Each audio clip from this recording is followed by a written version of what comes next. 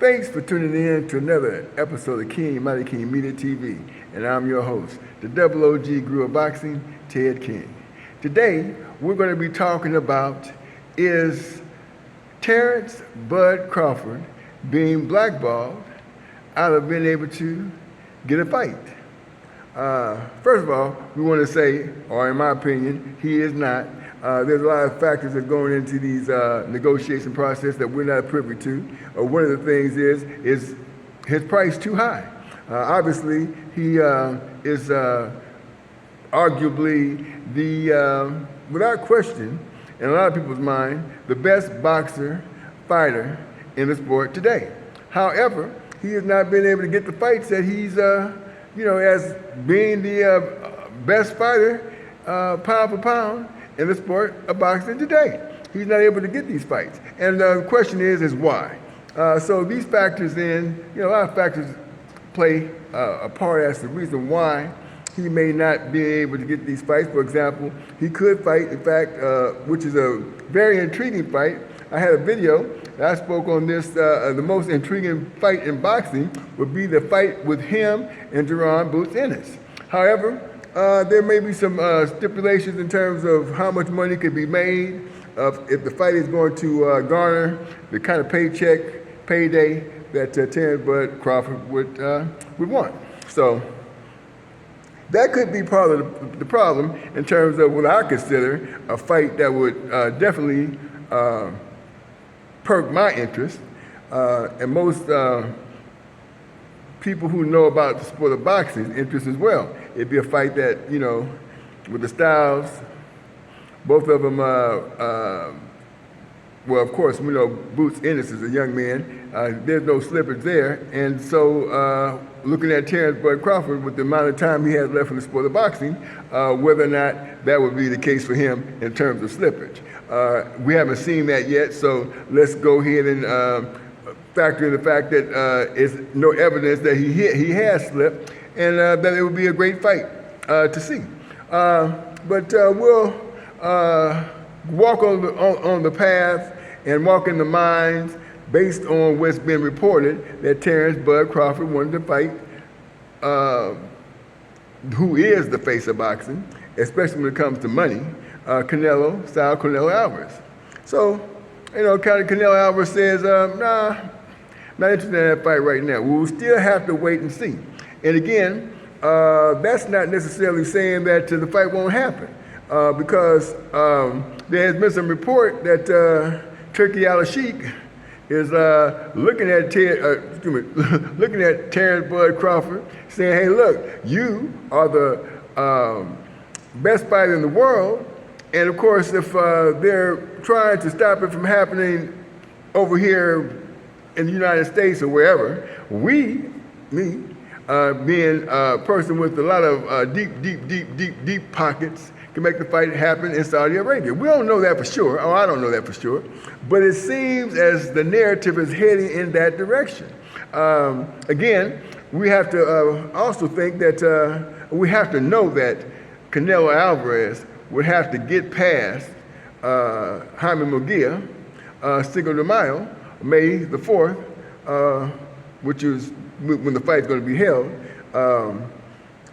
for that to happen for what Terrence Bud Crawford wants. Now, let's factor in the fact that Terrence Bud Crawford may not get the Canelo fight.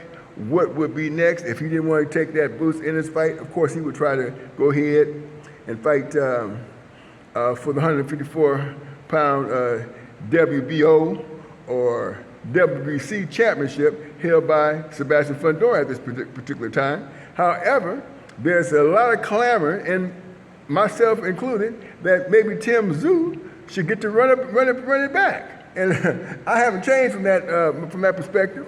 I believe that with the way Tim Tszyu saved the card, the PBC card, that the integrity of PBC would be saying, "Hey, look, we're going to honor and garner the fight for you because you saved the show. Matter of fact, you saved a card that arguably has been one of the best cards in the last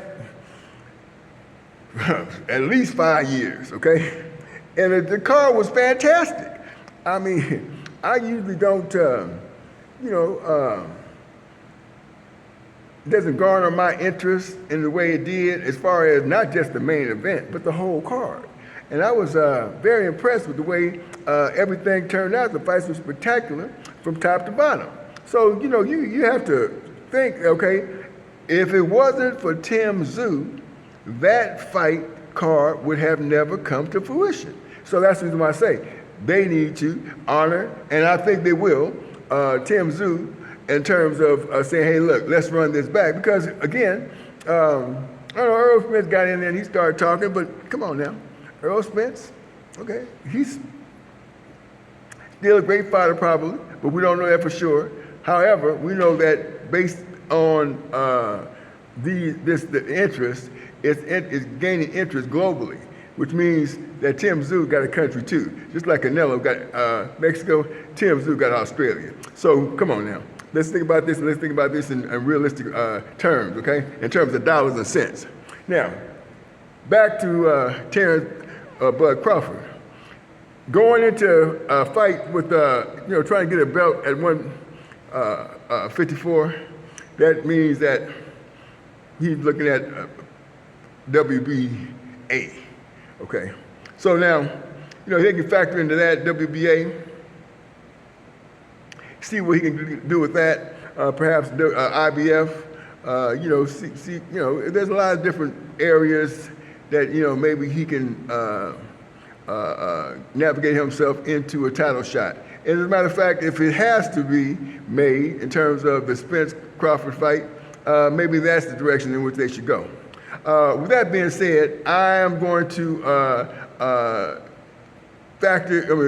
also talk about this factor as far as independent fighters. All right. Now, Devin Haney is arguably the most successful at being a free agent in the boxing today. But what he has is he has what is called a non-stop promoter in the name of Bill Haney. Okay. Bill Haney is the person who's out there talking for Devin Haney. While Devin is working out, getting ready for these fights, Bill is promoting and making sure that the Haney brand stays relevant in the eyes of boxing. So much so that now, on my pound for pound list, Devin Haney is number 3 in the world on my pound for pound list, okay? Right behind Terrence Bud Crawford. And anyway, okay, that's my in my pound for pound. He has fought everybody and been successful at doing it, while Bill is out there promoting publicity-wise and all kind of antics. And I mean, listen, they don't call Bill Haney Dollar Bill for no reason, okay? There's a reason why he's called Dollar Bill, okay? So much so, we had to do a podcast, and he was in one of my short films, and he was playing. I called him a dollar weirdo, okay, in the podcast. But the man is nowhere close to being a weirdo. He's a brilliant mind. Okay, with that being said, I'm going to say that Terrence Bud Crawford would have to get us a mouthpiece or a turkey a la Sheik to start getting these fights. With that being said, I'm Ted King, Double OG Guerrilla Boxing. Until the next one, keep your hands up. And thanks for watching.